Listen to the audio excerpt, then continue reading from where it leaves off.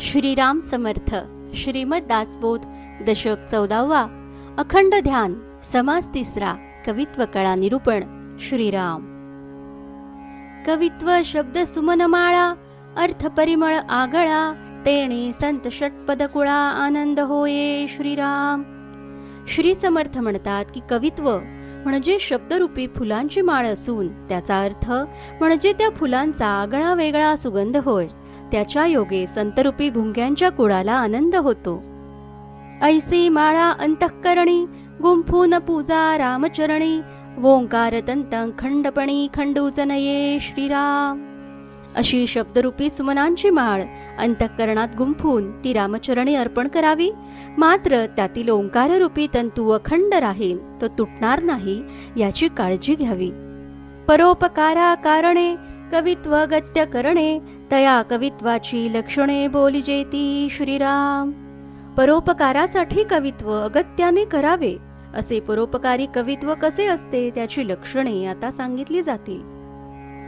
जेणे घडे भगवत भक्ती, जेणे घडे विरक्ती, ऐसिया कवित्वाची युक्ती आधी वाढवावी श्रीराम. ज्या योगे भगवत भक्ती घडेल, विरक्ती घडेल, अशा कवित्वाची निर्मिती व्हावी म्हणून जे उपाय करणे जरूर आहे ते आधी करावे. क्रियेवीण शब्द ज्ञान, तयान मानिती सज्जन, म्हणून देव प्रसन्न अनुतापे करावा श्रीराम. क्रियेशिवायच्या शब्दज्ञानाला सज्जन लोक महत्व देत नाहीत, म्हणून आधी अनुतापाने देवाला प्रसन्न करून घ्यावे. देवाचेन प्रसन्नपणे जे जे घडे बोलणे, ते ते अत्यंत श्लाघ्यवाणे या नाव प्रासादिक श्रीराम. देवाच्या प्रसन्नतेने त्याच्या कृपेने जे जे बोलणे बोलले जाते ते अत्यंत प्रशंसनीय असते, त्याला प्रासादिक नाव आहे. धीट पाठ प्रसादिक, ऐसे बोलती अनेक, तरी हा त्रिविध विवेक बोलिजेल श्रीराम. धीट, पाठ आणि प्रासादिक असे काव्याचे 3 प्रकार अनेक जण सांगतात. या 3 प्रकारांबद्दल येथे विचार सांगितला जाईल. धीट म्हणजे धीटपणे केले, जे जे आपुल्या मनास आले, बळेची कवित रचिले, या नाव धीट बोलिजे श्रीराम. धीट म्हणजे जे जे आपल्या मनात आले त्यावर बळेच धीटपणे जे कवित्व रचले जाते त्याला धीट हे नाव दिले जाते. पाठ म्हणजे पाठांतर, बहुत पाहिले ग्रंथांतर, तया सारिखा उतार आपणही केला श्रीराम. पाठ म्हणजे पाठांतर, अनेक ग्रंथांचा अभ्यास केल्यावर त्याच्या धर्तीवर आपणही काव्य रचले असे पाठ, त्यास पाठ म्हणतात. शीघ्रची कवित्व जोडिले, दृष्टी पडिले तेची वर्णले, भक्ती वाचून जे केले त्या नाव धीट पाठ श्रीराम. जे जे दृष्टीस पडले त्यावर जे शीघ्र कवित्व केले जाते व ज्यात भक्ती नसते त्याला धीट पाठ असे नाव आहे. कामिक रसिक शृंगारिक, वीरहास्य प्रस्ताविक, कौतुक विनोद अनेक, या नाव धीट पाठ श्रीराम. कामिक, रसिक, शृंगारिक, वीर, हास्य या रसांनी युक्त, ज्यात काही आश्चर्यजनक गोष्टी, विनोद, प्रास्ताविक वगैरे असते त्याला धीट पाठ असे म्हणतात. मन झाले कामाकार, तैसेची निघती उद्गार, धीट पाठे परपार पाविजेत नाही श्रीराम. मन ज्यावेळी कामवासनेने भरून कामाकार होते त्यावेळी कवी जे काव्य रचतो ते कामकारच असते, त्यास धीट पाठ म्हणतात. पण अशा काव्याने भवसागरातून मुक्तता होणार नाही. व्हावया उदर शांती, करणे लागे नरस्तुती, तेथे केली जे वित्पत्ती, त्या नाव धीट पाठ श्रीराम. पोटातील भुकेची आग शांत करण्यासाठी मनुष्याची स्तुती करण्याकरिता जी विद्वत्ता प्रकट केली जाते त्या काव्यास धीट पाठ म्हणतात.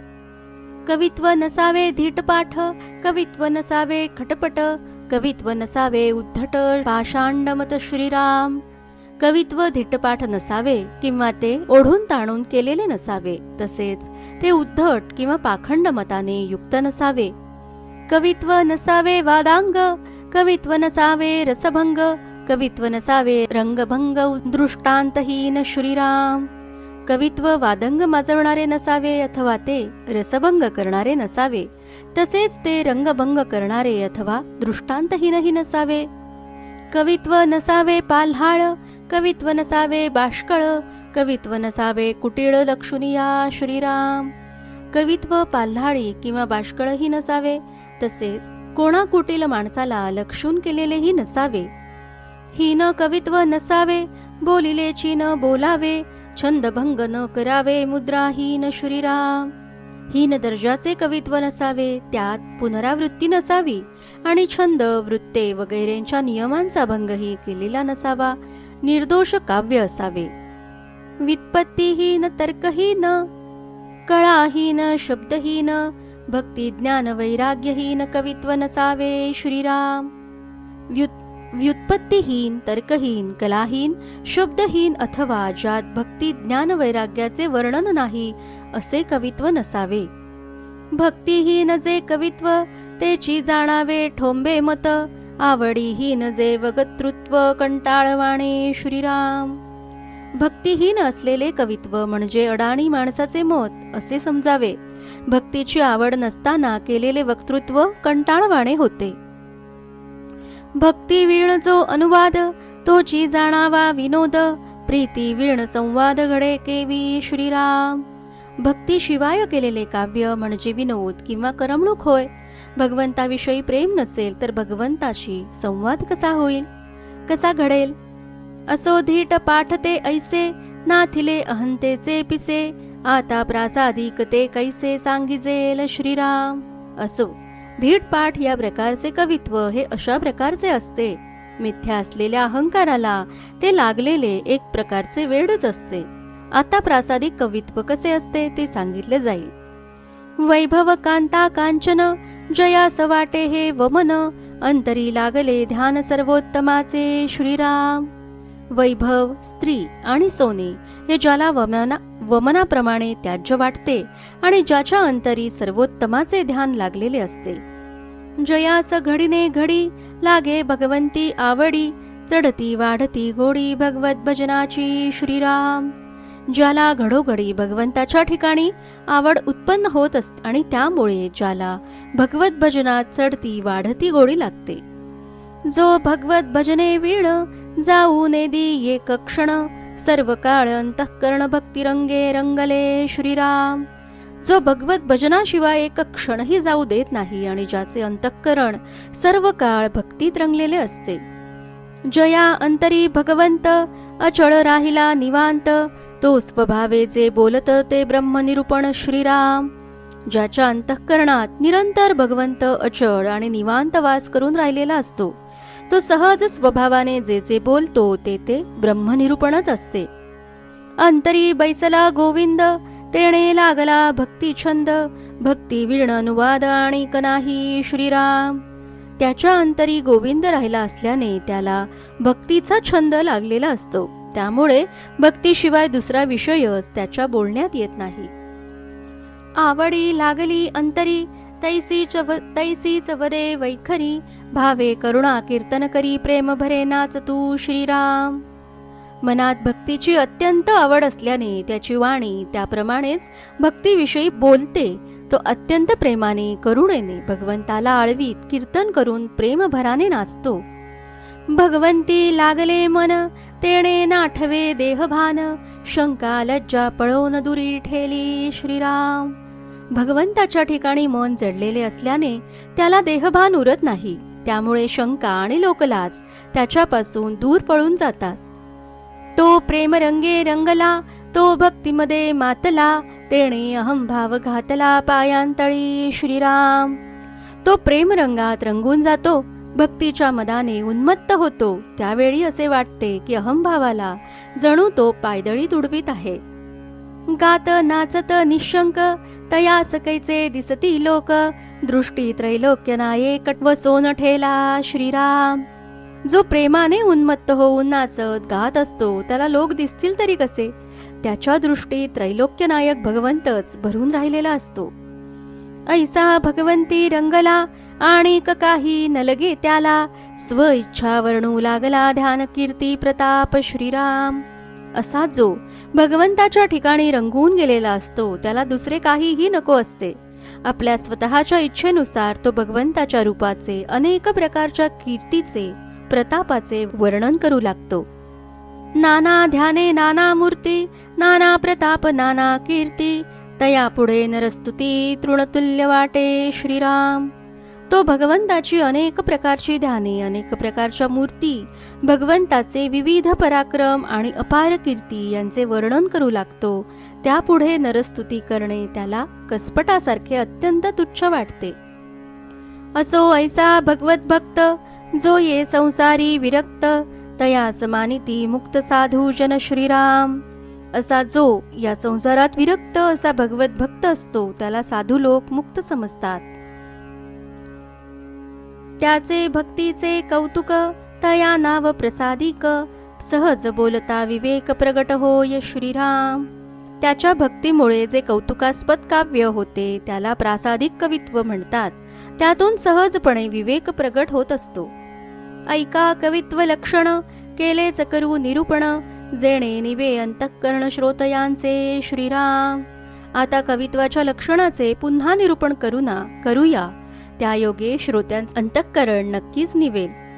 कवित्व असावे निर्मळ, कवित्व असावे सरळ, कवित्व असावे प्रांजळ अन्वयाचे श्रीराम.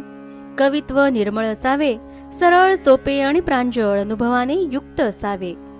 कवित्व असावे भक्तिबळे, कवित्व असावे अर्थागळे, कवित्व असावे वेगळे अहंतेसी श्रीराम. भक्तीच्या बळावर ते कवित्व निर्माण झालेले असावे, ते अर्थगंभीर असावे आणि अहंभावरहित असावे. कवित्व असावे कीर्तिवाड, कवित्व असावे रम्य गोड, कवित्व असावे जाड प्रतापविषयी श्रीराम.